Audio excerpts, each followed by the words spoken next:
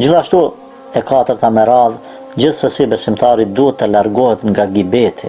E gibeti do të thotë është përmendja e gjërave, e veseve të këqija, të cilat gjenden tek njerëzit e tjerë, edhe vesa ato të cilat kur përmenden, këta besimtar e gjajnë veten ngusht. Pa marrë parasysh a ekziston ai ves, ajo keqe, ajo met të ai musliman apo nuk ekziston. Sidomos përmendja të metave, më thonë, kur ai nuk është prezant. Pra të mirëmi me gibet, t'i nënçmojmë, t'i përqeshim të tjerë, është ndaluar në Ramazan.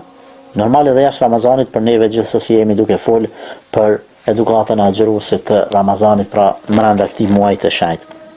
Andaj nuk duhet të përmendim gjëra të këqija që e nënçmojnë besimtarët e tjerë, sidomos duhet kemi kujdes në netët e Ramazanit, të cilat rrim duke ngrënë, duke pi, duke qesh, duke loz, duke bërë muhabete të ndryshme, për ta pritë syfyrin, ku shumë njerëz gjatë kësaj kohe nuk e kanë parasysh edhe